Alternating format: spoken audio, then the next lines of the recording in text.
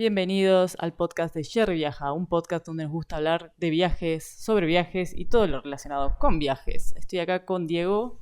Buenas noches desde Mérida, Venezuela. Les pedimos disculpas de antemano. Si escuchan algún ruido de motor, moto o lo que sea, aquí las habitaciones no están muy bien aisladas. Así que van a estar un poco envueltos en la música y sonido de En el Mérida. sonido de Mérida.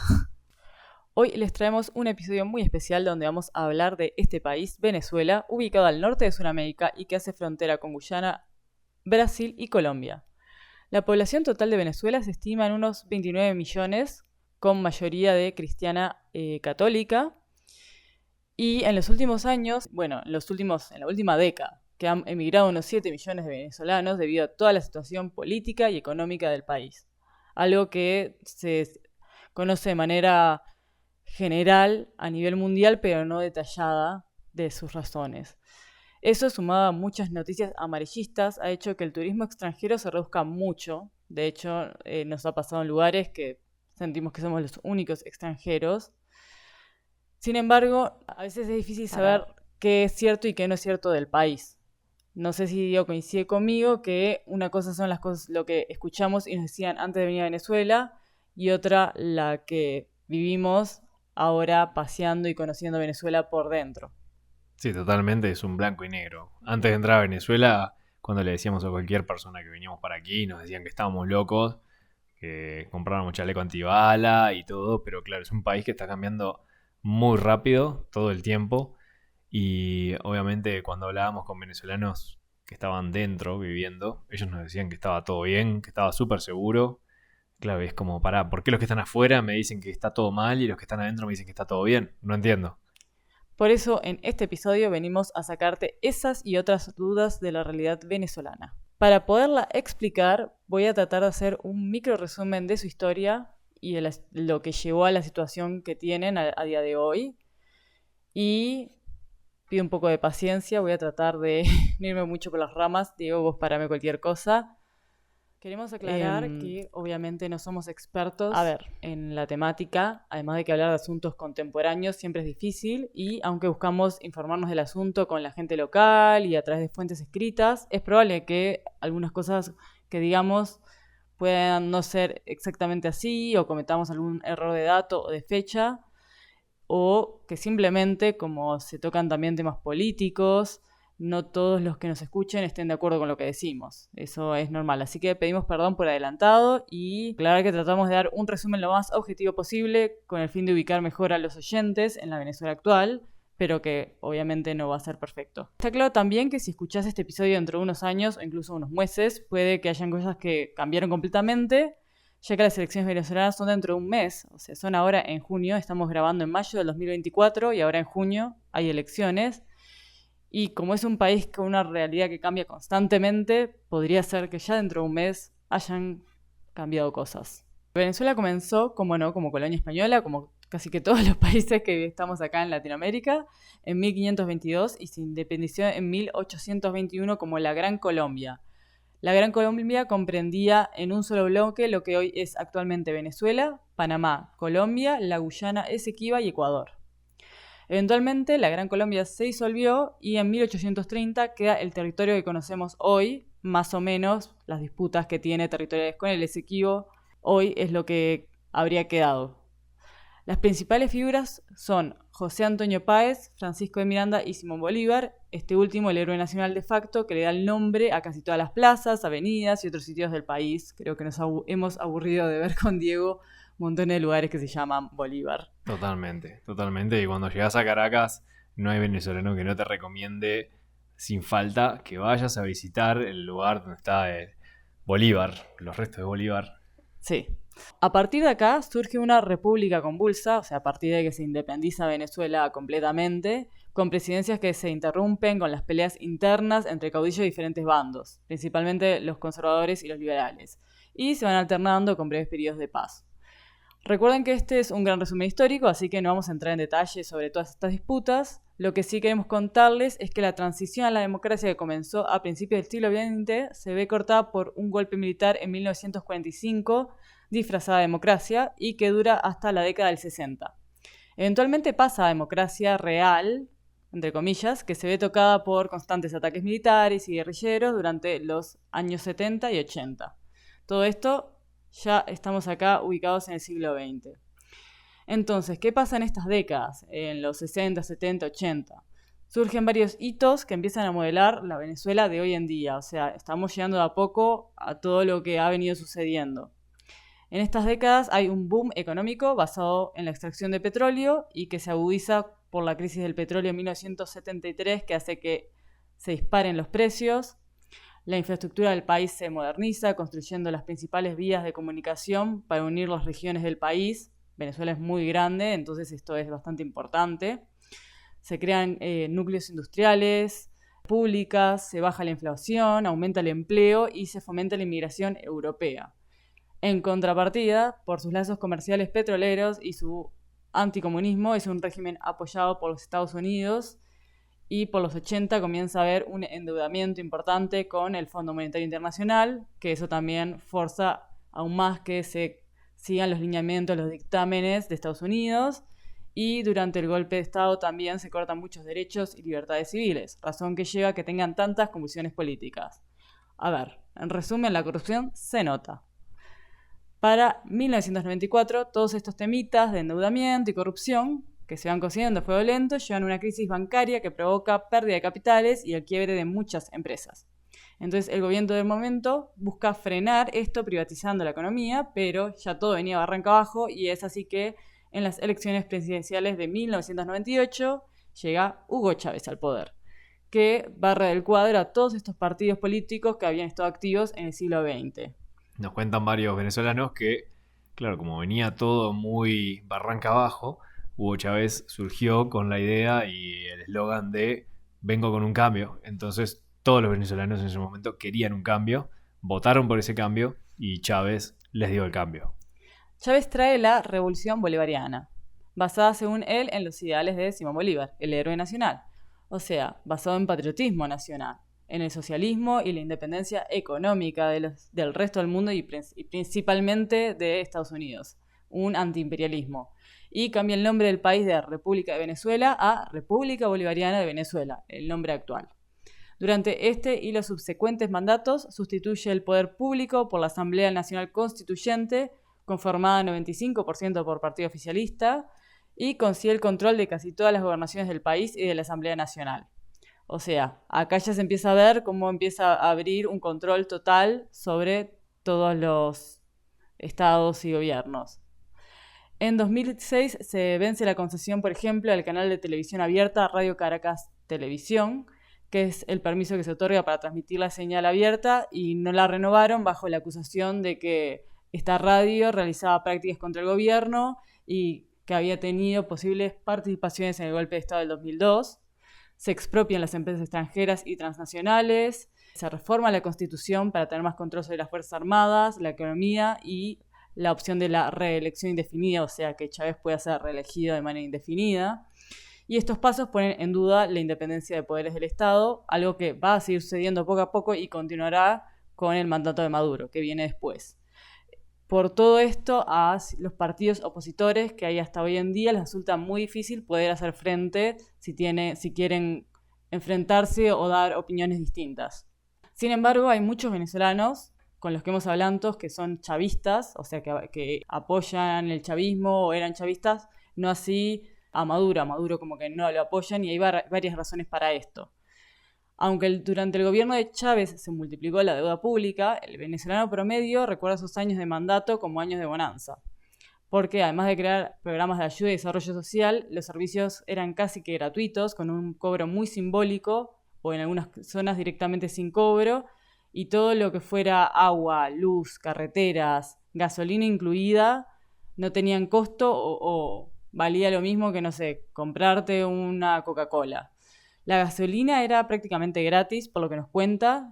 Por ejemplo, los camioneros nos dicen que lavaban con gasolina el motor o se derrochaba la gasolina al punto de que para lavarse las manos llenas de grasa se usaba La gasolina. Sí, la gasolina, porque los desengrasantes eran más costosos. Hasta ese punto. Después había otro asunto que no nos termina de quedar muy claro, no sé si yo tenés ganas de explicarlo o no, con créditos que otorgaba el Estado también. Y en los que se podía considerar como hasta $2.000 anuales en créditos. Sí, era algo extraño porque el gobierno, como parte de que daba el agua, luz, carretera, gasolina, todo casi que gratis, también como para fomentar, no entiendo qué, te daba los bancos, privados o públicos, te otorgaban $2.000 de crédito en la tarjeta y entonces la gente lo que hacía, se iba de viaje y se quedaba, poner en los hoteles más baratos, poner, me quedo en un hotel de $5 la noche, pero le decía al del hotel, pasar la tarjeta por 500 y vos te quedas una porción y yo me quedo con la otra y me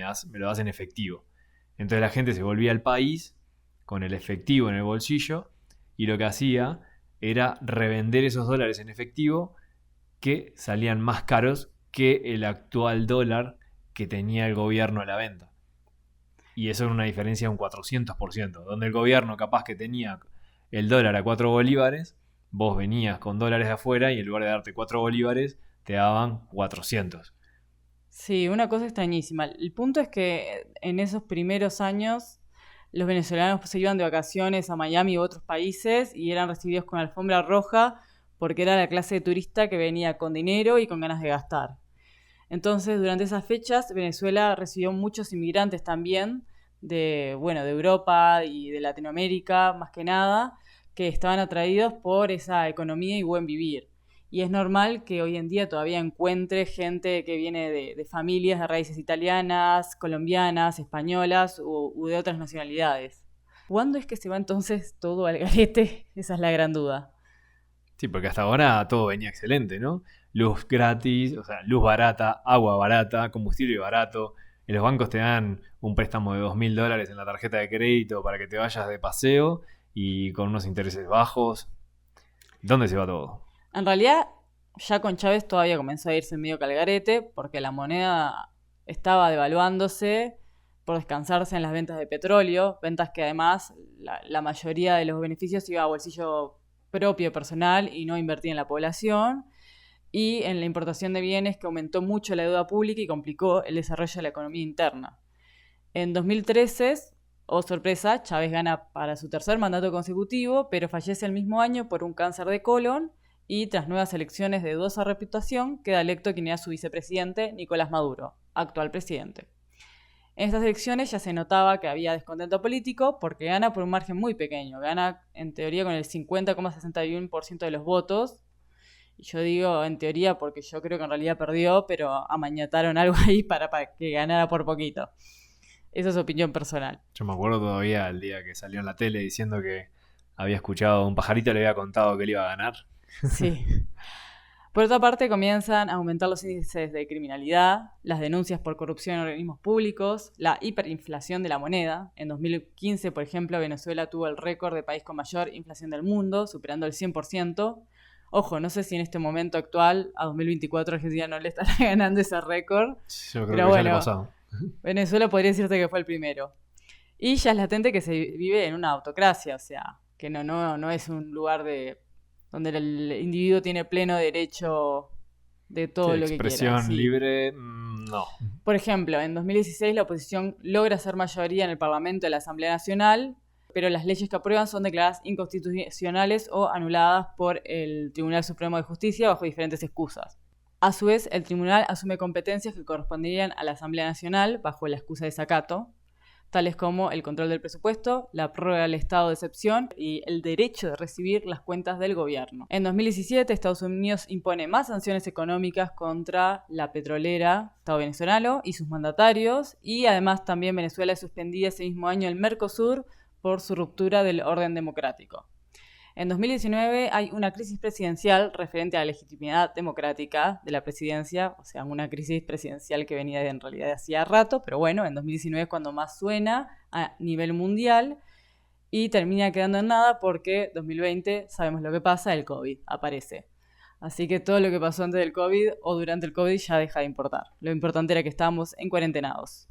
Entonces, en un gran resumen económico, en los últimos 15 años, Venezuela pasó de ser uno de los países más ricos de Latinoamérica a uno de los más pobres, provocando la mayor migración en la historia de Latinoamérica. La crisis de refugiados venezolanos desplazó 7 millones de personas, que era aproximadamente el 20% de la población del momento, que emigraron en busca de una mejor vida. Según nos cuentan, los venezolanos los años anteriores al COVID, del 2014 al 2018 más o menos, fueron los peores, que son esas fechas en las que se hablaba del desabastecimiento de comida, donde se hacían filas larguísimas para recibir productos básicos alimenticios, que había falta de combustible, precios desorbitados, cortes constantes de luz y agua, alta criminalidad. O sea, todo eso era como todo lo peorcito en esos años. Cuando empezó la economía a repuntar un poquitito, fue cuando se vino el COVID, entonces fue como otra vez golpe para el pueblo. Y ahora, después del COVID y después que todo eso pasó, ¿cómo está el tema, la cosa ahora? ¿Cuál es el momento actual? ¿Cómo está Venezuela ahora? Bueno, ahí vamos, a contarles cómo está todo y cómo lo percibimos también nosotros desde adentro. Vamos a arrancar con el tema de la moneda, porque es como lo primero que uno tiene que saber cuando va a visitar un país, es qué moneda se maneja y qué hay que tener en cuenta, si se puede pagar o no con tarjeta. En Venezuela la moneda oficial es el bolívar, pero, lo que ha estabilizado en realidad un poco las cosas es la dolarización y el apoyo en otras divisas. Claro, Joana dijo lo que ha estabilizado. Sí, estabilizado. Por ejemplo, en la zona de la Gran Sabana, que es la que limita con Brasil, se utiliza el dólar y el real, que es la moneda brasilera. Vos entras al supermercado ahí y los precios por defecto te los ponen en reales y después capaz que si querés, vos decís que lo querés pagar en dólares y te lo transforman a dólares, pero nunca nadie habla de bolívares ahí y hay gente que nunca jamás vio cómo es un billete de bolívar por esa zona. Y además que el sur está muy aislado, lo tienen muy olvidado. Hay una carretera de 600 kilómetros destrozada que separa el norte del sur. Entonces esa gente más bien se basa y se apoya en Brasil al 100%. Exacto. O sea, esto es como desde la frontera con Brasil como hasta el kilómetro 80. A partir del kilómetro 80 hasta Upata o Upatá, nunca sé dónde se acentúan los nombres de las ciudades acá. Upata. Que igual aclaro que kilómetro 80 no significa que son 80 kilómetros de la frontera. O sea, hay un pueblo que se llama kilómetro 80. Sí. Que queda como a 300 kilómetros de la frontera. ¿Sí? Yo pensé que quedaba en el kilómetro 80 y por eso se llamaba kilómetro 80. Podemos fijarnos, pero Nunca creo me que queda había más fijado. lejos. Pero sí, es verdad que se llama kilómetro 80. Y después ahí tenés otros que es el kilómetro 88, El Dorado. Todas ciudades horribles, básicamente, dedicadas a la minería, porque hay mucho oro en esa zona. Entonces, qué más fácil que usar oro para todas las transacciones. Ahí lo que vale es o el oro o el dólar, pero el dólar vale muchísimo menos. ¿Querés comprarte una moto? Sale 24 gramos de oro. El kilo de arroz, 0,03 milésimas de oro. ¿Precisás Wi-Fi? 0,01 milésimas de oro por 3 horas de internet. Y todo así. Y si te tienen que dar cambio, también te lo dan en oro, aunque sea en una viruta diminuta. O bueno, si no querés el recuerdito del oro, te lo pueden dar en dólares, pero de vuelta no va a ser favorable el cambio. A partir del Puerto Ordaz, al norte del país y al este, recién empieza a aparecer el bolívar y siempre está compartiendo con los dólares. O sea, vos podrías, si quisieras, nunca tener bolívares y siempre estar manejando todo con dólares. Y finalmente, cuando te acercás a la frontera con Colombia, se empieza a utilizar el peso colombiano como alternativa al bolívar. Aclaro una cosa, en Venezuela en este momento, por alguna razón, el dólar válido es los dólares que están impresos después del 2015, o no me acuerdo bien cuál es la denominación, pero tienen que tener una franja azul. Los de 100, de 100, los demás no. Pero nos pasó varias veces que teníamos un par de billetes de 100 que eran del 2001 y no nos lo querían agarrar a ningún lado, hasta que, bueno, llegamos a una ciudad grande y ahí sí, bueno, hicieron la vista gorda y los tomaron. Pero claro, en un momento pensamos que no teníamos dinero para gastar porque era como, bueno, estos son los $200 que tengo. Y si no, nadie me están diciendo que esto no vale plata, ¿qué hago? Sí, solo se aceptan, o sea, esos son los billetes grandes de $100 que solo se aceptan los nuevos con banda azul. Y después, para los dólares chicos, son muy quisquillosos con que no tengan ningún tipo de rotura, ni que estén marcados, ni nada. Tienen que estar perfectitos. Cuando un precio está en dólar, hay dos tipos de cambio. Está el cambio oficial del Banco Central de Venezuela y el cambio no oficial de la calle, denominado cambio paralelo. La diferencia entre uno y otro era grandísima y por eso te advertían que no era conveniente pagar con tarjeta porque te hacían el cambio oficial y salías perdiendo. Eso es lo que hablábamos de eso que hacía la gente con el crédito de la tarjeta, que se iban afuera y volvían y revendían esos dólares en la calle. Exacto, pero ahora que el dólar está mucho más presente, apenas tienen 3 o 4 bolívares de diferencia y es casi indistinto pagar al contado o con punto, que es como llaman en Venezuela pagar con tarjeta. Cuando vos veas puestitos que dicen se acepta punto, es que se acepta tarjeta. O sea, podés con tu tarjeta extranjera pagar tranquilamente en cualquier comercio. No es que te tenés que venir con los dólares contados y todo así. O sea, yo creo que el 99% de todos los comercios, hasta incluso puestitos de panchos, o sea, de perros calientes en la calle, cualquier tienda de comida o de lo que sea que artesanía que te vendan, te van a poder aceptar la tarjeta al día de la fecha, hoy, mayo de 2024. Sí, hay alguno que otro que te dice que no te lo acepta, pero porque dicen que la compañía de datáfono, o sea, que tienen para el cobro de tarjetas, si es una tarjeta extranjera, le cobra más comisión, pero son muy puntuales los que no te lo aceptan bajo esta razón. Sí, muchas veces le puedo decir, bueno, agregale la comisión que son 3 bolívares y listo. Sí. Después, otras alternativas de pago son las criptomonedas a través de Binance. Binance. Binance. Binance. Yo lo re español lo mío, Binance. Con estas apps, las personas cambian criptomonedas a bolívares en el momento y se lo pagan a la persona de la tienda a través de la misma app y de esta manera evitan que se devalúen sus ahorros. Lo bueno que tiene Binance es que también los extranjeros la pueden usar porque en realidad es una app internacional, a diferencia de la app local Pago Móvil que requiere tener una cuenta de banco venezolana. Aclaro que no sé si se habrán dado cuenta que, claro, con el sistema de pago de Binance y este otro que es con efectivo de dólares, son dos sistemas que el gobierno no tiene ni idea. Es dinero que está circulando por el país sin ningún tipo de control. O sea, directamente no está circulando por el país porque Binance, las criptomonedas jamás llegan a entrar ni salir del país. Y los dólares es casi que lo mismo, porque un extranjero entra con los dólares en su bolsillo, los gasta y se van al bolsillo del vendedor y de ahí seguramente ese vendedor compre cosas en el extranjero. Y ahora, cuando vos vas al supermercado con todo ese dinero a comprar cosas, ¿cómo está el supermercado? El tema del abastecimiento de alimentos. ¿Sigue habiendo esa falta de cosas que Ya no había hay, hace muchos años? ya no hay pasta de dientes, sigue sin haber pasta de dientes, sin jabón, sin nada, sin papel higiénico.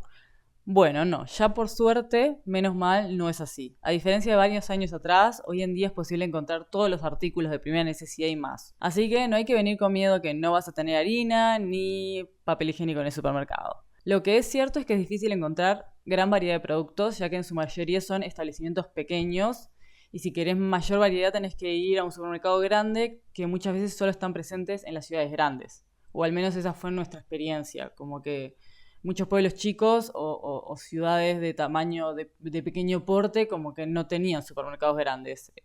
O tenían un supermercado grande y después el resto eran almacencitos. Sí, no te pasa como en otros países que vas y tenés un montón de marcas diferentes para elegir del mismo producto. Acá vas a tener quizás una o dos marcas diferentes para elegir y seguramente una sea de industria nacional y la otra sea seguramente con nombre internacional pero empresa expropiada por lo que en realidad no es el mismo producto.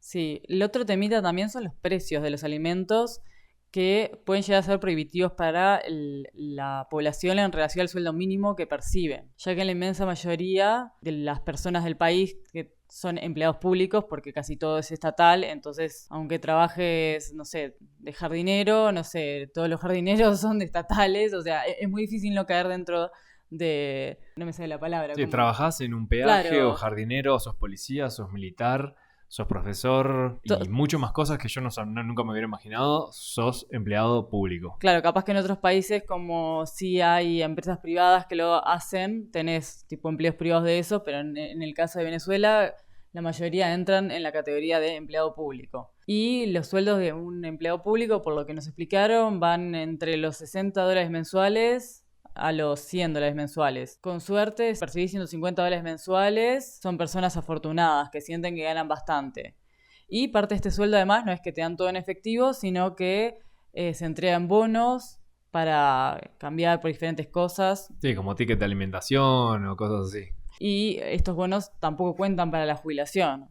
Entonces, claro, es un futuro un poco complejo. La clase media está conformada más que nada por trabajadores independientes o empleados de empresas privadas con sueldos que oscilan entre los 400 y los $800 mensuales y ahí sí es como un mejor vivir y más sencillo el tema de ir al supermercado a comprar cosas, pero con un sueldo de $60 mensuales está complicado porque, por ejemplo, no sé, una leche sale $2 o la harina de maíz, que es el producto básico que usan para todo, sale $1. Todo sale mínimo $1. Y si en realidad tu sueldo es de $60 mensuales, imagínate, o sea, Con un par de días al supermercado, ya en una semana y media te gastaste los $60. Una forma como de tapar este problema es entregando canastas básicas de alimento. Así lo hace el gobierno para tapar el Sí, problema. el gobierno entrega canastas básicas quincenales con productos imprescindibles, aceite, arroz, harina de maíz, etcétera. Y eso es como que para nosotros lo más negativo en este momento, no tanto para el extranjero, que es el extranjero que viene de turismo, si viene con la capacidad de pagarse las cosas, sino más que nada para la gente que vive. Casi una persona de otro país viene con un sueldo quizás de entre 500 y $2.000, depende de qué país venga. Pero claro, no es lo mismo que arrancar de cobro $60 al mes. Lo increíble es que comer afuera no cuesta mucho. A ver, si querés gastar, obviamente hay lugares y en los puntos que son muy turísticos, especialmente los playeros como Tucacas o Mochima, sí, te puede pasar que el plato de comida promedio salga entre 10 y $20. Pero por suerte son la excepción y no la regla. En general, con Diego hemos encontrado mucha comida a pie de calle por $1 o $2. Sí, totalmente. Yo me comí tremenda hamburguesa con papas fritas, queso, jamón, todo, $2. O unos panchos, que le dicen aquí perros calientes. También le ponen de todo. O sea, no es el clásico carne entre dos panes, no. Es carne entre dos panes con cebolla, tomate, papa frita y... O sea, se desborda eso por $1. Las arepas, un clásico venezolano. Puedes conseguir arepas por $1, que también las rellenan muy bien. Empanadas, acá llaman empanadas a las empanadas nuestras que están, pero la masa las hacen con harina de maíz y después le Queda muy llaman bueno. pasteles a nuestras empanadas, o sea, las empanadas hecha la masa con harina de trigo. O, por ejemplo, una cachapa básica, que es una tortilla de maíz, todo eso también está entre unos dólares las básicas, que no te dejan explotando, pero tampoco te quedas con hambre. Y ya si le querés agregar cosas o algo más completo, $3 o $4. Y si querés comer hasta reventar, de $5 para arriba, seguro. Que Sí. vas a quedar... Sí. Ayer almorzamos eso y creo que y nos fuimos a la cama sin cenar directamente. Sí, sí, o si no los desayunos hay desayunos por $5 que pueden ser o lo que llaman pabellón, que es un plato muy completo con arepas, carnes, porotos, ya no me acuerdo, Arroz. arroz, sí, tiene un montón de cosas. Te incluye el café y muchas veces alguna otra bebida. Un jugo. Sí, y otros lugares que ofrecen cosas similares, también por $5, y quedás que tipo no te entra nada más.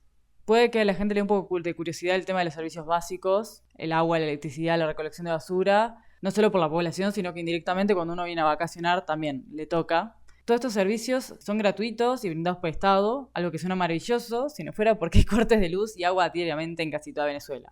En realidad no son gratuitos. Lo que en realidad pasa es que o una gran parte de la población no paga los servicios, o muchos están conectados de manera ilegal, o directamente la propia empresa privada, pública del servicio no cuenta con los medidores para instalar en los hogares o la forma de contabilizarlo, por lo que a los hechos es gratuito y como que no se pagan. Lo que tiene de malo es que vos tampoco tenés derecho a reclamar.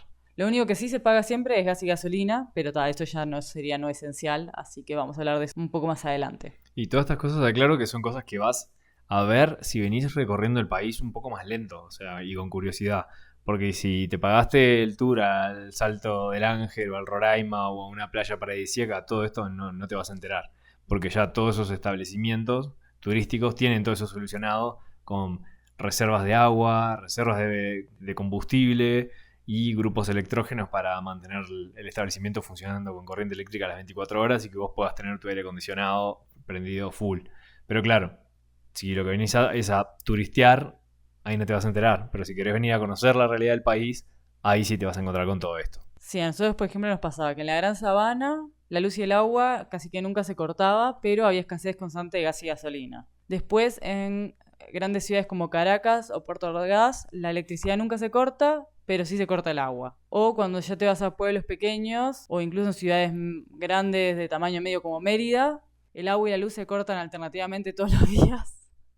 O a veces las dos juntas, o a veces van cambiando. Un día se corta el agua, un día se corta la luz. Hoy, extrañamente, no sé, porque no estuvimos todo el día en la casa, en el apartamento, sí. Pero extrañamente creo que no se ha cortado ninguna de las dos en todo el día. A ver, al principio es como, bueno, te acomodás. De hecho, mucha gente con la que nos hemos quedado ya están acostumbrados, entonces tienen para rellenar los bidones de agua o tienen bombillas especiales que son para cuando hay un apagón y como que se van adaptando, pero es como un poco agotador y frustrante. Sí, o sea, el día a día nuestro, mientras hemos estado en Venezuela este mes, yo me he sentido como que estoy en un camping casi, pues como salir a pasear, cuando regresás, derecho, no es ir al baño, no, es enchufar el celular rápido, enchufar la compu rápido, la cámara, que no sabes cuándo puede venir el corte de luz y poner que tenías el celular con 10% de batería y justo lo enchufaste y a los 10 minutos te viene el corte de luz, te quieres matar porque no sabes si va a durar 24 horas, 6 horas, no tenés ni idea de eso. Y lo Sí. mismo pasa con el agua. Entonces es como, pongo a cargar los celulares y rápido a darse una ducha y rápido a usar el baño y rápido a cocinar que se va a cortar el agua. Y claro, uno no se da cuenta lo esencial que es, a mí cortame lo que quieras, pero no me cortes el agua, no seas malo. Es como para lavarte las manos, para tirar la cisterna, para fregar los platos, para hacer un arroz, para todo. El agua es totalmente necesaria y que te tengan 24 horas sin agua. Sí, creo que decir la verdad, lo que más te afecta es que no te puedes duchar todos los días. Uy, sí, totalmente. No hay cosa que odie más que estar viajando y oler mal. Bueno, por otra parte, hablando del mar, la recolección de basura deja mucho que desear según donde se esté y muchas veces la solución sencilla es quemar la basura. Igual esto es más problema en los pueblitos chicos apartados que en las ciudades grandes. Por todas estas cosas es importante siempre que puedas, bueno, eso que decía Diego, cargar los aparatos electrónicos, rellenar bidones de agua para los cortes, etcétera. Por cierto, algo importante es que el agua de la canilla no suele ser potable para consumo directo, sí para, por ejemplo, usar para cocinar o hirviéndola. Si la hervís, también no hay problema de beberla. De hecho, para el café siempre la hemos usado hirviéndola de la canilla. Hay algunas personas también que otra cosa que hacen es optar por moverse al campo y ahí, por ejemplo, se abastecen de agua a través de manantiales o de pozos que ellos mismos hacen, usan paneles solares o se mueven en bici. Es como que la forma más sencilla. Sí, se aíslan totalmente del sistema, entonces ya tienen su propio abastecimiento. Y bueno, que el gobierno haga lo que quiera, que pase lo que quiera en el mundo, que ellos están a su mundo. Sí, un último servicio que no afecta al turista siempre que no le pase ningún percance, pero no quiero dejar de mencionar para contextualizar un poco la situación en Venezuela, es el de la salud. Aunque es un servicio público, carece constantemente de recursos y si precisas, por ejemplo, que te operen, sos tú mismo el que tiene que comprar los implementos. Con sumas que nos han contado pueden ascender hasta los $5.000 o más. Por esta razón, que optan por un seguro de salud. Por ejemplo, una chica que conocimos que estaba embarazada, ella pagaba para ella y su bebé unos $1.000 mensuales y nos contó que con eso se ahorró como unos $7.000 que hubiera tenido que pagar para los controles de su embarazo a través del sistema público. Y, por ejemplo, tú como viajero, si venís a Venezuela sin un seguro de viaje, Jo, jo, jo. muy importante, y te llega a pasar algo dentro de Venezuela, además de que no es lo ideal, de hecho muchas personas venezolanas aquí cuando tienen un problema médico prefieren en lo posible si están cerca de las fronteras ir o a Colombia o a Brasil a atenderse, pero si tuvieras que atenderte dentro de Venezuela, eso, hay muchos gastos en los que vas a tener que incurrir por tu cuenta porque el propio hospital no los tiene, entonces te dice a vos que los compres y ahí si vos no tenés un seguro que te cubra, sos vos el que va a tener que taca poner el dinero. Así que recuerden siempre contratar su seguro de viaje. Abajo les dejamos descuentos de los seguros con los que nosotros hemos viajado siempre sin ningún problema. Oh, yes. Y ahora viene lo divertido, lo que a Diego más le encanta, el tema de la cobertura telefónica y internet por el país. Sí, viajar por Venezuela, como dije hace un rato en este mes, para mí ha sido una experiencia casi como estar acampando, porque no tener internet, no tener electricidad constante, no tener agua constantemente, como los servicios básicos, ¿no? Que uno espera tener confort en la mayoría de los países. Bueno, a este se le suma internet. Primero que nada, el sur de Venezuela la cobertura es nula por parte de las compañías como Claro, Movistar y la otra Claro, te salió. y Digitel. Claro, Movistar, claro, no. Movinet y Digitel. Sí, sí. Esas empresas básicamente, yo creo que no ponen antenas. Directamente dicen, bueno, el sur, que se maneje. Y bueno, ahí es donde Elon Musk pudo hacer su huequito y Starlink, ahí, internet satelital, lo tienen a tope. Pero como también es carísimo, lo que hacen muchas familias es contratar eso y compartirlo con los demás, pero no gratis, sino que bueno, hay que pagar el servicio. Así que bueno, subdividen con una especie de bonos chiquititos el internet. Claro, te venden, por ejemplo, una hora de Wi-Fi por 40 bolívares o 5 reales o $1. Y entonces te dan un código que vos al ingresar a la página de ellos pones ese código y te empieza la cuenta regresiva para esa hora. Que la puedes pausar las veces que quieras. Así que mientras guardes el código y no te lo olvides, hasta que no se te acabe la hora completa, puedes reactivarlo y desactivarlo las veces que quieras. Sí, lo tienen todo muy bien armadito. Se ve que alguien les vende el paquete utilizando MikroTik para los nerds que hay por ahí. Y bueno, eso que les estoy hablando es desde el borde con Brasil de Venezuela hasta 600 kilómetros para el norte. O sea, es del tamaño de Uruguay. Toda esa zona no tiene nada de cobertura por parte de las compañías de telefonía. Luego de esos 600 kilómetros para arriba, donde empieza Puerto Ordaz y eso, ahí sí, ya empieza a haber cobertura de Movistar, Movinet y Digitel. Pero tenés que estar en el centro de la ciudad para poder obtener señal. Con suerte, 4G, entre comillas, que a duras penas logran llegar a 10 megabits por segundo. Si estás en zonas rurales o en el campo, ahí probablemente no te llegue la señal o sea muy mala. Nosotros, por ejemplo, compramos con Movistar un chip por $13, $7 por la SIM card y $6 por el paquete de 6 GB, que en teoría venía con 10 GB más de regalo cuando activas la app, pero como somos extranjeros, nunca la pudimos activar. Y nada, dijimos, ahora sí vamos a poder estar conectados. Pero no, es como que apenas salís de las ciudades y ya dejás de tener internet. Ya dejás de tener cobertura telefónica, así que nada, como que no cambia mucho. Sí, eso es increíble. Y depende cuando estás en el centro de una ciudad. Por ejemplo, ahora estamos en Mérida, en pleno centro. Y hay que estar ahí, como en aquellos tiempos, buscando, levantando el teléfono, sacando el teléfono por la ventana para agarrar un poquito de señal. O sea, se ve que está complicado el asunto en las compañías telefónicas. Y ahora, si yo decidiera que visito mejor, porque nosotros nos estamos moviendo a dedo, pero bueno, imagínate, no me convence esto de la mala señal, no me gusta estar por ahí sin señal, patatí patatá, digamos que quiero visitar en moto el país. ¿Cuál es la situación actual del abastecimiento de combustible? Bueno, hay dos tipos de gasolineras o estaciones de servicios a los que aquí en Venezuela le llaman bombas. Están gestionadas por PDVSA, que es la compañía petrolera de Venezuela. Esta es la empresa estatal que explota, produce, refina y vende todo el petróleo. Es más, vas a cruzarte en varios lugares cuando estés recorriendo Venezuela con todas las refinerías y esos caños prendidos fuego. Esta empresa es la que fija los precios de la gasolina en las estaciones de servicio, que en su mayoría es en la propia Petrolera Nacional. O sea, claro, la mayoría de estaciones de servicio son en su mayoría del Petróleos de Venezuela Sociedad Anónima. Entonces, de las bombas, como llaman ellos las gasolineras, hay dos tipos. Están las bombas internacionales o dolarizadas, donde puedes ir a cargar combustible cuando quieras, con la contra que el costo por litro es alto para el estándar venezolano. Cuando les diga el precio se van a caer de culo, pero bueno, es $0.50 el litro. Entonces ya estás pensando que en otros países es muchísimo más caro, pero bueno. No, pasa que después están las subvencionadas, que son las que el gobierno tiene todo arreglado con la gente. Y es un sistema extraño, pero bueno, tenés que darte de alta en un sistema, prepagarlo, dar de alta tu vehículo y el gobierno te va a subsidiar con, si tenés un auto, 120 litros al mes o si tenés moto, 40 litros al mes. Y el litro te va a salir ahí un 5% de lo que saldría en la internacional, o sea, 0,0... 2 céntimos el litro. Sí, ahí va.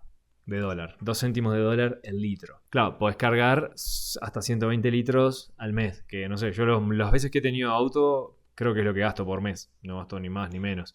Entonces, sí, claro, te terminás pagando $1 al mes en combustible. No es nada.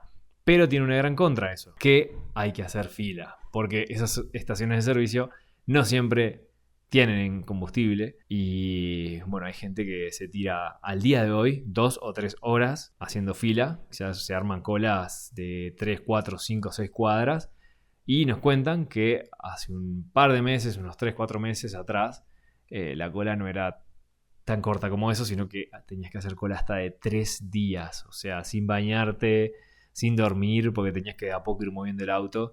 Y bueno, cuando se vaciaba la estación de servicio y vos estabas ahí justo antes de llegar, bueno, vuelvan unos días, señor.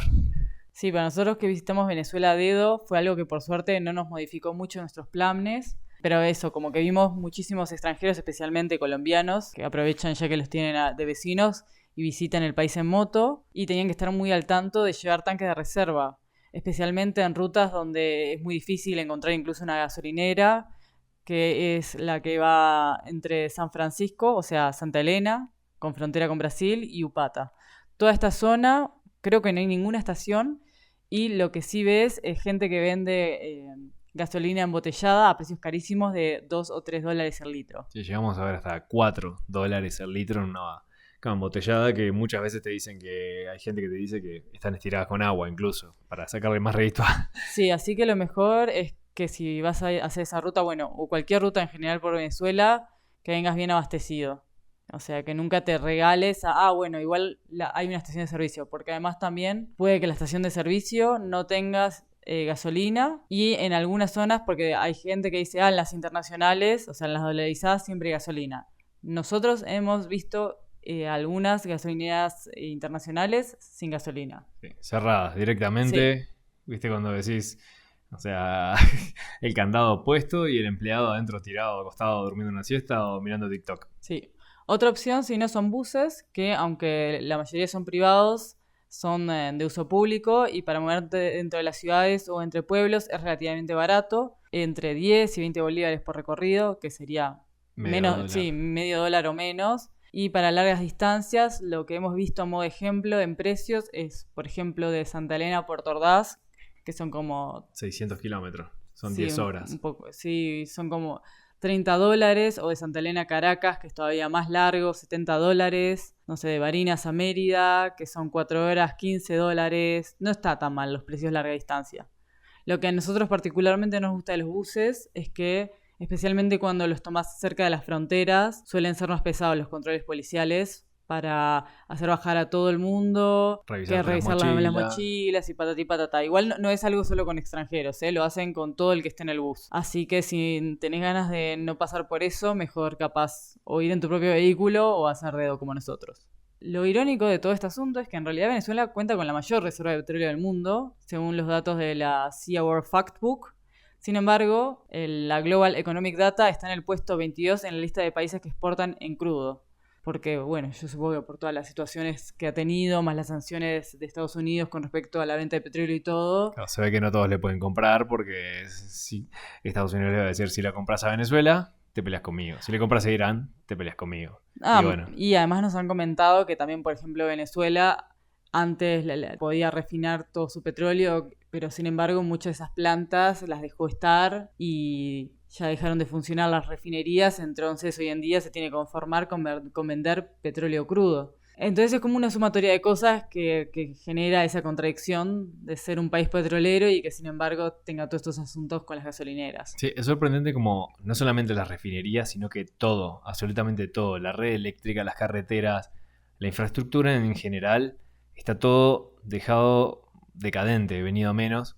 Se nota que no han mantenido nada. O sea, todo ese dinero que han amasado de petróleo, se nota que... Por suerte, Venezuela tiene su gente que es maravillosa, y la verdad que si hay una razón principal que merece que visites Venezuela es la gente, que es muy cálida y siempre están todos para darte una mano, muy serviciales. Eso es algo que no hemos visto hasta ahora en ningún otro país, excepto Irán. Creo que Irán es el único que le gana, pero porque Irán también es exagerado, es muy difícil ganarle a Irán. Sí, sí. No, no sé si le gana, mirá que es diferente.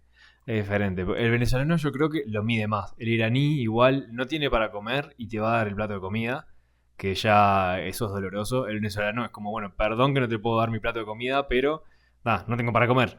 El venezolano se mide un poco más. El iraní ya es como, yo creo que se iba a niveles extremos donde también tenían eso llamado el tarof, de lo que hablamos en otro capítulo, y que lo que hablamos en la web también, que es esa cosa de querer servir más allá de lo que se puede. Que acá el venezolano es más medido en eso y me parece excelente. Sí, y esto lleva para mí a un punto que es importante. Hay dos formas de visitar Venezuela. Una es que vayas a todos los puntos turísticos, y acá prepárate para dejar la teca o el dinero, o como le digan en tu país, que eso sucede mucho cuando la gente viene específicamente con paquetes para hacer el Salto del Ángel o para hacer el Roraima. Aquí es todo muy caro. Por ejemplo, el Salto del Ángel ronda los $1.000 por persona el paquete, el del Si tenés Roraima los suerte. $500. O, por ejemplo, ir a los Roques, que también es carísimo. Es como que los puntos muy turísticos suelen ser muy caros.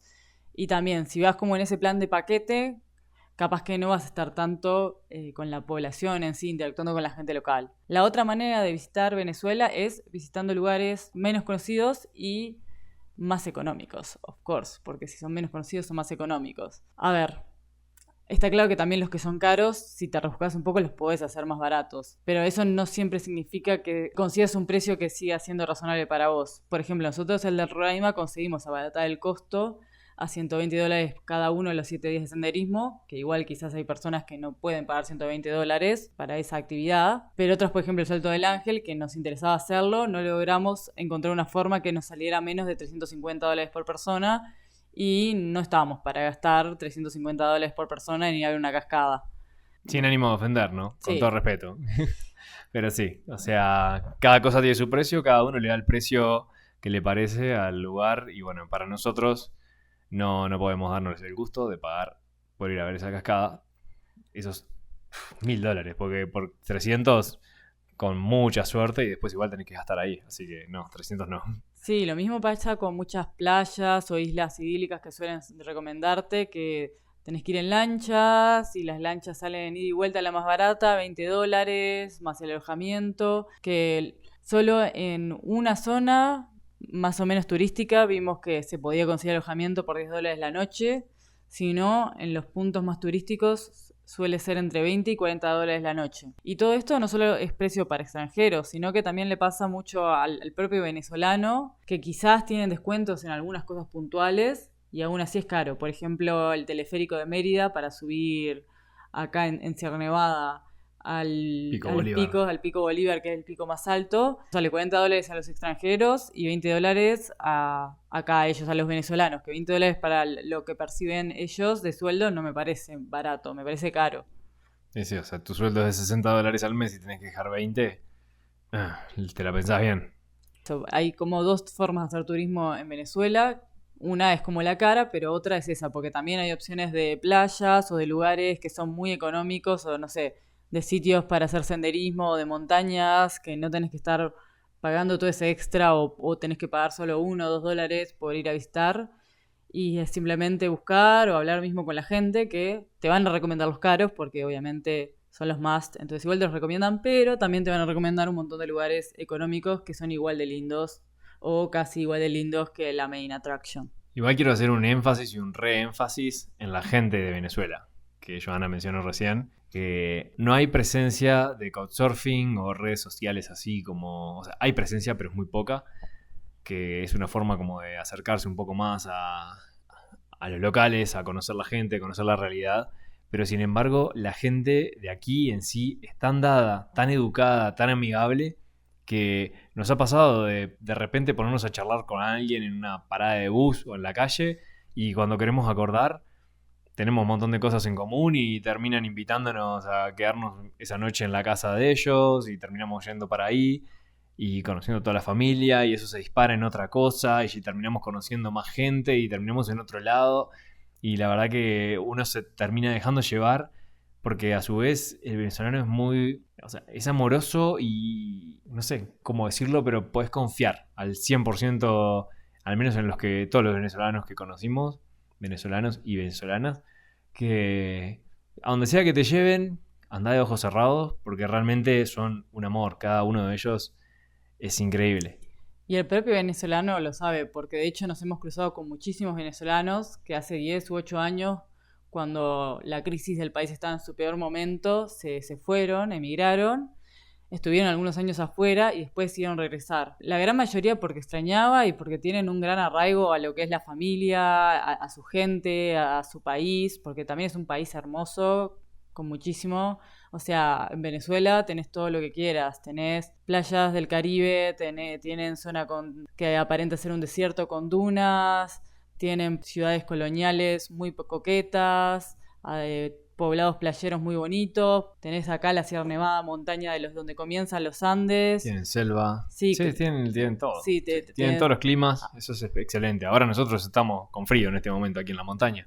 Tienen también los tepuy, que son algo casi que exclusivo de Venezuela. Brasil y Guyana también tienen algunos tepuy, pero los más altos son los que están acá, los que pertenecen al territorio venezolano. Hay una gran diversidad geográfica, de climas, de actividades y lugares, entonces realmente vale muchísimo la pena. Es un país muy extrañable y se le entiende que los venezolanos que salen quieran volver. Es más, si Sí. conoces a algún venezolano que simplemente esté viajando, sacate una selfie con él, porque es raro un venezolano viajero. O sea, el venezolano viaja porque no le queda otra, porque tiene que emigrar. Obviamente hay excepciones, hemos conocido venezolanos viajeros, pero en sí, o sea, los que hemos conocido han emigrado por necesidad, pero se quedan unos años afuera y se dan cuenta que al final su país es el lugar en el que se sienten mejor y se rebuscan como para volver y pese a la situación y todo, seguir acá. Es más, sigo sumando, es más, porque hemos conocido extranjeros que viven acá Sí, que y... comenzaron a vivir aquí en los años de bonanza, se comieron toda la crisis en Venezuela y a pesar de toda la crisis decidieron quedarse porque les gusta mucho la gente, cómo es la gente acá. Sí, sí, y todos coinciden, o sea, no es que de repente hicimos un círculo, una ronda y todos tenían que dar su opinión, no. Haciendo dedo, hablando cuando estamos en diferentes lugares y eso, con esos extranjeros todos dicen, me quedo en este país, no me importa la situación que tenga el país, me quedo en este país por la gente. Por cierto, eso hace que hacer dedo sea bastante fácil, especialmente si te ven extranjero. Lo que sí al venezolano le gusta mucho corretear. Entonces, una vez que agarra velocidad en la carretera, no son muy de parar. Para eso, entonces, lo ideal es ir a los peajes o a los puestos de control, conocidas como alcábalas o alcabalas, nunca sé cómo se acentúa. Y eso me da paso a que hablemos de las fuerzas del orden, del tema de la seguridad en el país. La delincuencia ya no es un gran problema de Venezuela, pero uf, ¿a qué costo? Muchos venezolanos te van a decir que es porque había tanta pobreza que los ladrones no tenían a quién robarle y emigraron a otros países. Que hay parte de verdad en estas conjeturas, lástima que gran parte del impulso para que emigraran no fuera solo eso, sino que en el 2016 Maduro creó la FAES, Fuerzas de Acciones Especiales, como comando estratégico de la Policía Nacional Bolivariana, que sería la principal fuerza de seguridad del país. Este comando lo que hacía era listas negras de delincuentes y luego procedían a hacer allanamientos de moradas donde los liquidaban o los arrestaban para eventualmente matarlos sin ningún tipo de procedimiento judicial de por medio, ni nada que fuera estrictamente bajo una forma legal real de hacer las cosas. Entonces, bajo este régimen de operaciones y con la excusa de liberar al pueblo de la criminalidad, muchos que ya se la veían venir porque se imaginaban que también iban a estar en esa lista negra, decidieron huir porque sí, yo haría lo mismo, o sea, si quiero salvar mi vida, me voy.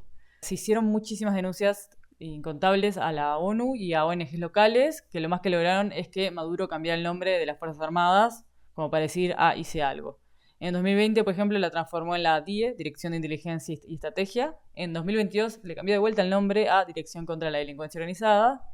En 2023 pasó a decirle Dirección de Acciones Estratégicas y Tácticas y actualmente la llama Unidad contra Terrorismo y Subversión.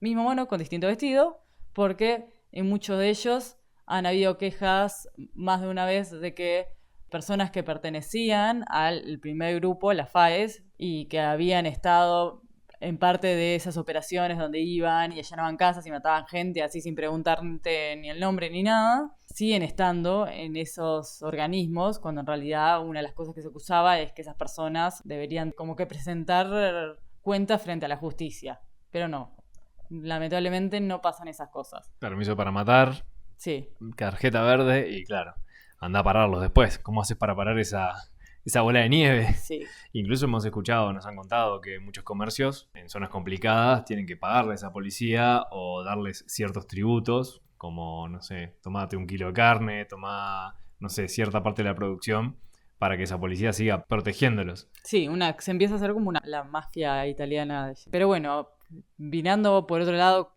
un poco más de cosas positivas de control, no de esto sino de otras cosas, por ejemplo muchas zonas de carreteras rurales que antes nos contaban que eran asaltadas por bandas armadas, lo que hizo el gobierno fue instalar estos puestos de control, estas alcábalas, en las que a partir del atardecer no dejaban pasar a los vehículos o primero iba un coche de la alcábala para ver que estuviera todo en orden y luego los custodiaban a todos los camiones por ese tramo. Gracias a esa solución muchos tramos han vuelto a ser muy seguros, sin embargo hay regiones que las gandolas, que es como le llaman acá los camiones, siguen prefiriendo evadir para evitar encuentros desagradables. Ya no sabemos muy bien si por costumbre o porque realmente puede seguir siendo peligroso. Creo que esto se ve más que nada en estados con regiones muy despoblados, como el estado Amazonas o ciertas zonas del estado Bolívar, o en zonas limítrofes con Colombia, debido a los conflictos entre los guerrilleros colombianos y la milicia venezolana. Pero en términos generales, lo que queremos que quede muy resaltado es que Venezuela es muy segura actualmente y siempre que te muevas en una ciudad, de una ciudad a otra durante el día y evites zonas periféricas en las grandes urbes, como en cualquier gran metrópoli del mundo, no vas a tener problema. Sí, también es la regla va de oro en Latinoamérica. O sea, no te vas a ir en Argentina o en Uruguay a mover a la noche. O sea, si sos un turista, mejor moverte durante las horas del día. Sí, o le preguntás a la gente local y eso, pero la realidad es que si lo comparamos con muchos otros países de Latinoamérica, Venezuela en este momento es muy seguro. Muy seguro. La verdad que yo me siento hiper seguro acá. Sí, de hecho, en regiones como la Gran Sabana se respira seguridad en todas partes, tanto de día como de noche, y las comunidades indígenas de esa zona son muy honestas y hasta inocentes, se podría decir, que es todo lo contrario, por ejemplo, a comunidades indígenas más al oeste del país como los guajiros. No los hemos conocido nosotros en persona. Y espero tampoco. Sí, pero por lo menos por lo que escuchamos de los venezolanos no tienen una muy buena reputación. O, no sé, las zonas donde pueden haber mafias presentes como la zona minera, porque siempre donde hay oro hay problemas, que igual tampoco te tenés que preocupar, porque puedes en realidad pasar por ahí, parar, incluso pasar la noche, que mientras no vayas a robarle el oro, ni meterte en sus asuntos de las minas de oro, ellos no se van a meter contigo. Bueno, para que se hagan una idea, nosotros en la zona de la Gran Sabana acampamos mismo en la carretera principal, frente a la casa de nuestro guía, porque nos dijo, sí, acampen acá en este pastito, y teníamos la carpa ahí, con las mochilas adentro, salíamos a pasear, todo, o sea, todo el mundo nos había dicho que era re seguro, y efectivamente fue así. Obviamente siempre con un poco de precaución, siempre, o sea, nosotros con la billetera en el bolsillo, los celulares en el bolsillo, los documentos en el bolsillo, pero bueno, dejamos las mochilas, todo, y nadie ni siquiera paró a mirar la carpa, cada uno en su negocio, cada uno en sus cosas, tranquilamente, o sea, muy seguro a nivel de, no sé, pueblo del interior de Uruguay donde no pasa nada. Sí, cero drama. Y mismo en Caracas, que en algún momento supo ser, se decía, la ciudad más peligrosa del mundo. O sea, nosotros llegamos a pasar una noche cuando son zonas problemáticas, les llaman barrios, que en Uruguay barrio en realidad es cualquier zona normal, pero acá en Venezuela le llaman barrio a una zona, Más como una favela. más como una favela, o le llaman también como es popular, no. No sé. Era populares, barrio o... Ay, no me sale ahora la palabra. Era algo así como populares. Y estuvimos en una, Tima, ¿no? En Caracas. Y a ver, no les vamos a decir que nos sentíamos re seguros, ¿no? Obviamente, tipo, no nos sentíamos 100% seguros. Pero también es verdad que paseábamos durante el día por ahí con nuestras caras de extranjeros y nunca nos pasó nada. Sí, no pasó nada. Íbamos, comprábamos cosas en el almacén y eso y todo bien. Que eso es más de lo que puedes decir en algunos barrios de Uruguay.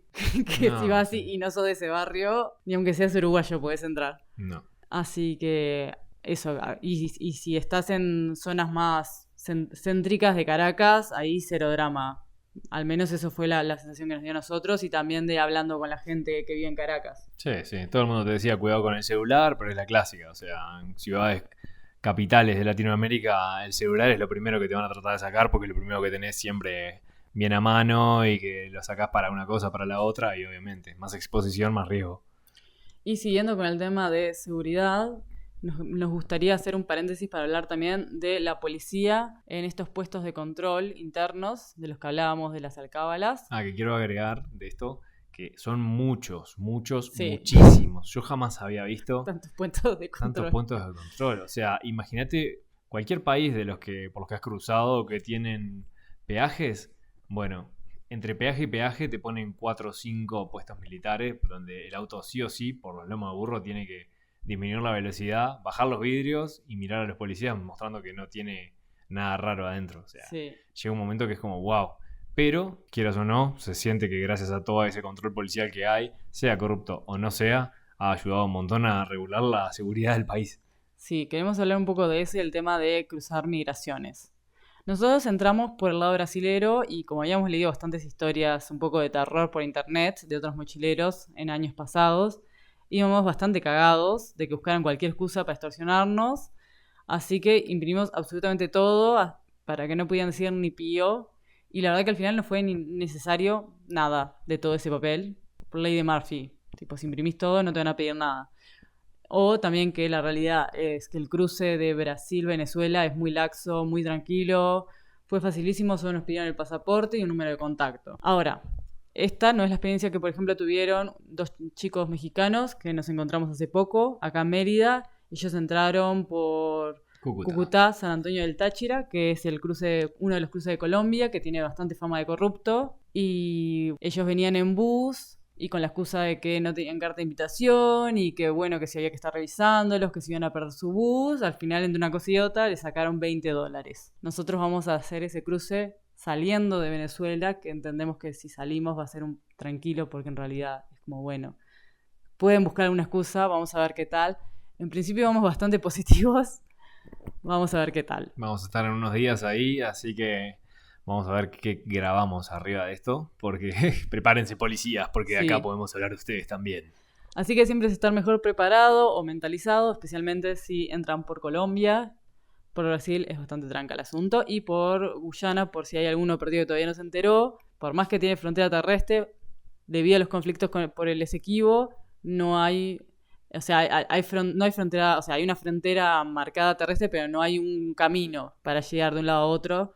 Entonces, no hay carretera. Tenés que sí o sí entrar a Brasil si venís de Guyana para meterte a Venezuela, que es lo que hicimos nosotros. A menos que quieras cruzar como ilegal por la selva, Sí. pero bueno, ahí estás vos, porque después con toda la cantidad de controles policiales que hay acá en Venezuela, alguno que otro te va a pedir el pasaporte y cuando vea que no tenés el sellito, no sé, no quiero, no Sí. querría estar en tus zapatos.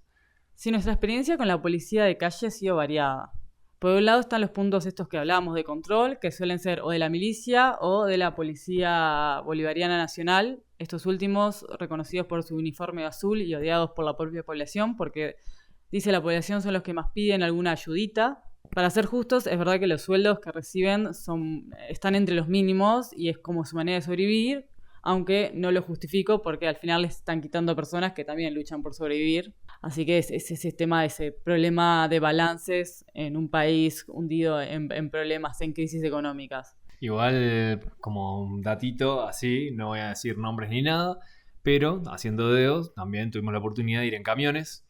Y bueno, muchas empresas que envían productos de un estado al otro, ya de por sí les dan productos extra a los camioneros, a los conductores, para que cuando pasen por uno de estos controles policiales, ya calculan más o menos cuántos controles policiales van a haber y cuántos controles policiales tienen que darles jabones, carnes, productos de lo que lleve el camión arriba, porque a veces los policías se ponen un poco espesos con que falta un papel, falta esto, falta lo otro, y al final terminan demorando la mercancía quizás 24 horas y se termina echando a perder todo el container.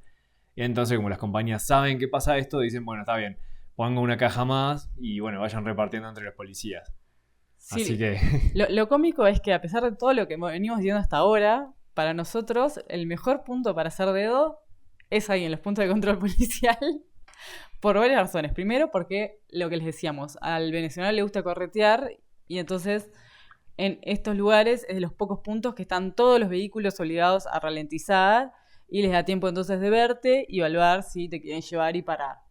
Es excelente para hacer dedo. Y además encima, cuando hemos estado en estos puestos, ya sea de los militares o de los policías, algunos incluso te ayudan a buscar aventón o te dicen sentate tranquilo y yo pregunto y cuando alguien vaya para ahí te aviso. Y de hecho hemos hecho algún que otro tramo gracias a ellos, sin que nosotros tengamos que mover el dedo, pulgar hacia arriba. sí, directamente le preguntan al vehículo, cuando baja las ventanas y ralentiza, le pregunta, ¿para dónde vas? Y le Así dicen, que- no sé, voy a Mérida. Dice, ah, bueno, te podés llevar a 2 personas que están ahí, son 2 uruguayos, y ahí el auto decide sí o no. Sí. Pero sí, está bueno que al menos, o sea, le puede preguntar así prepotentemente a dónde vas. Que si me pongo yo con el dedo a preguntarle a cada uno, tú, ¿a dónde vas? Capaz que sí, Queda a nosotros no lo toman también de nuestra parte. Sin embargo, si vas como pasajero en un autobús, lo que comentábamos más temprano, capaz que la experiencia en los puntos de control no te parece tan maravillosa como nosotros haciendo dedo y te toca un poquito más las pelotas, especialmente cerca de las zonas fronterizas, que es donde tienden más a hacer los controles. Cuando nosotros, en el único bus que nos tomamos, o en realidad después nos tomamos un segundo bus, pero ahí está la diferencia. Nos tomamos un bus estando cerca con el borde de Brasil y ahí que es toda cada alcabala que pasábamos nos hacían bajar, revisar todo el equipaje, volver a subir a todos. Los chicos, por ejemplo, que vinieron los mexicanos de Colombia, nos contaron que la policía de ese lado directamente les decían o nos dan $1 entre todos los del bus para que no los hagamos bajar y revisarles todo, o les hacemos bajar y hacerles perder tiempo. no solo a los extranjeros, sino que era un mandato general a todo el bus. Entonces ahí la gente, bueno, decía lo que quería hacer. $1 por persona. Ah, era $1 por persona, yo pensé que era $1 entre todos. No, $1 por persona. Qué hijos de su madre. Wow. Pero, por ejemplo, ya cuando te alejas de las fronteras, en realidad no. O sea, puede que haya algún que otro control aleatorio a la gente del bus, pero ya no es tan normal de que los paren y los hagan bajar, etcétera, etcétera. Ahí, en general, el bus pasa sin problema ni sin tanta vuelta. Lo más importante, si por ejemplo estás en un bus y deciden hacerte ese control, o cuando por ejemplo vayas a pasar por migraciones, es tener un perfil bajo, no aparentar tener mucha plata, y si tenés redes sociales donde publicás tus viajes, resaltar esto sutilmente, ya que actualmente las fuerzas de seguridad bolivarianas buscan como limpiar su cara al mundo exterior, como mostrar una buena imagen. Entonces, claro, en ese lado a los extranjeros podríamos decir que corremos con un poco de desventaja, que si sabemos cómo jugar las cartas, no te van a tratar de quitar dinero. No significa que estés protegido al 100%. A los chicos estos mexicanos igual les sacaron dinero, pues se ve que no se dijeron con esto si vamos bien. Sí, un truco también, truco para toda Latinoamérica y para todo el mundo, pero sobre todo para Venezuela en este momento, es en la billetera llevar lo justo. Porque muchas veces el policía puede pedirte, no sé, mostrame el celular, mostrame qué fotos sacaste, ¿viste? Y ya mira un poco más para ver si sacaste fotos ahí del punto de migraciones o del punto de control. Y también te pida ver tu billetera, ¿viste? A ver qué tenés. Y bueno, quizás si tenés demasiados billetes verdes te va a decir, ah, bueno, dame unos cuantos de esos y ya está, y te dejo seguir de largo. Pero si no le das nada, se te va a complicar. Entonces, de última, tener lo justo y necesario, como en el caso que te pida algo, que sea lo mínimo. Así que lo otro, no sé, distribuirlo entre, no sé, meterlo en el calzoncillo, no sé, ves qué haces con lo demás. Pero no llevar ahí un montón de billetes verdes de 100, porque te va a salir caro el cruce. Sí, sí. Y para ir cerrando un poco el tema de la seguridad, quería también hablar un poco de la sensación térmica para viajar sola siendo mujer por Venezuela. No podemos hablar con la propiedad de vida porque, bueno, yo estoy viajando con Diego, entonces quiera o no, por más que por momentos capaz que hago salidas puntuales solas por la vuelta o Diego va a hacer algo y yo me quedo sola, no es como estar explícitamente viajando sola, pero sabemos de mujeres que lo han hecho de este viaje a través de Venezuela, incluso haciendo dedos sin problema. Y yo creo que no es tanto que haya que preocuparse de que te van a violar o te van a raptar o lo que sea, que en realidad es un problema que tenés que preocuparte siempre como mujer en cualquier parte del mundo prácticamente. Lo que sí puede llegar a ser molesto es que todavía hay mucho machismo y que se percibe, o sea, es muy latente. Por lo que decía, no porque crean que está mal que viajes sola con mujer o porque te vayan a violar, sino porque es normal el piropo indeseado si estás sola, o porque en muchos hogares se espera todavía que la que limpie y cocina sea la mujer, o porque todavía creen muchos que la mujer para sentirse feliz y completa necesita hijos. Algo que incluso en personas jóvenes hemos visto que todavía pondrá este pensamiento. Obviamente que no es todo el mundo que piensa así, pero una mayoría importante con la que hemos conversado se dirige para ese lado. Una teoría mía es, además de la parte cultural obviamente, ¿no? Porque venimos todos de una herencia de cultura patriarcal, es también que en Venezuela la religión todavía está muy enraizada en la vida diaria. Para mí, por ejemplo, como una uruguaya de educación laica, y creo que a Diego le pasa más o menos lo mismo, no sé, jamás me había pasado de recibir tantas bendiciones y deseos de si Dios quiere, a mí me resulta anormal. Sé que ahora en Colombia va a ser, por lo que me comentan, algo parecido, pero bueno, como mi primera experiencia en Venezuela, en esta corta estadía creo que recibí un número de procesiones, misas y rezos de mesa mayores a los que tuve en toda mi vida. Sí, tal cual. O sea, sobre todo nosotros que estamos viajando, hay mucha gente que se nos cruza por el camino. Yo no sé si lo harán realmente o no, pero un montón de gente nos juró que iba a rezar por nosotros, así que creo que media Venezuela en este momento está rezando por nosotros para que nuestro viaje esté saliendo bien. Y bueno, quizás sea por eso que no está saliendo también el viaje. Vaya a saber uno. Nunca se sabe. A ver, si nos están escuchando ahí, díganos, ¿están rezando o no? Porque sí, todo el mundo, ay, voy a rezar por ti, por Diego, por Joana, muchas gracias por estar aquí visitándonos. Y es como, bueno, bendiciones para aquí, bendiciones para allá. Y no sé, la verdad que el venezolano es muy educado, muy respetuoso. Es como, eso es algo que me saco el sombrero, la verdad. Hablan muy, muy bien. Jamás les vas a ver con mala cara. Siempre van a estar con una sonrisa ahí. Pero bueno, me fui por las ramas ahí. Sí, bueno, pero igual ya estábamos terminando. Así que en resumen, Diego, ¿qué me decís? ¿Vale la pena visitar Venezuela? Vale la pena, sí, vale la pena. No lo hice el viaje en modo cheto, en modo caro, en modo pijo, en modo fresa, como le digan en diferentes países. Así que por ese lado, seguramente te digo, sí, vale la pena, pero venite con $10.000. Y yo qué Si sé, lo haces en modo pijo, decís. si lo haces en modo cheto, claro. Claro, Ahí sí, sí, ya salto el nada. ángel, $2.000, y ya después las playas, que acá, que es esto, que lo otro, sí, te va a salir cara la jugada. Pero si lo venís en modo barato, yo creo que se puede hacer muchísimo barato. Sí, se Podés puede hacer sentir. perfectamente. Sí, podés sentir el país, podés sentir la gente, podés sentir todo. Es muy seguro para estar moviéndote a dedo, que por cierto acá se llama pedir cola. Con tal dato curioso, ¿por qué se le dice pedir cola y dar la... Yo le pido la cola a un auto y el auto me da la cola. ¿Por qué se llama así? Porque es de la época en la que la gente todavía andaba a caballo. Entonces, a alguien que te veía en tu caballo le pedías la cola del caballo, para que te alcanzara a algún lugar. Y quedó de esa época lo de pedir cola. Me explotó la cabeza cuando supe que era por eso, porque no entendía por qué tenía que pedir la cola. Y también es muy seguro para acampar. Nosotros hemos acampado en un montón de lugares. Siempre hablando, obviamente, dentro de lo del sentido común, no acampen en un parque público de Caracas, pero en términos generales, como que acampando en espacios rurales, en pueblos chicos y todo, cero drama, la gente muy amistosa, dispuestos a darte una mano, a ayudarte. Así que 100% recomendable por la gente, por las facilidades, por la seguridad, porque si querés puede ser un país muy económico de visitar y porque tiene muchísimo para ofrecer para todos los gustos. Playa, montaña, Y la geografía que animales quieras, tropicales. la tienen. Sí, tipo fauna y flora muy diversa. Una gastronomía muy rica también. Ahora en este momento, debido a que hay un poco menos de productos y eso, no se encuentran los clásicos, como por ejemplo cocadas y golfeados, que son como el golfeado es un producto de panadería. La cocada es la mejor del mundo. Y la cocada es como una especie de smoothie, un batido de coco.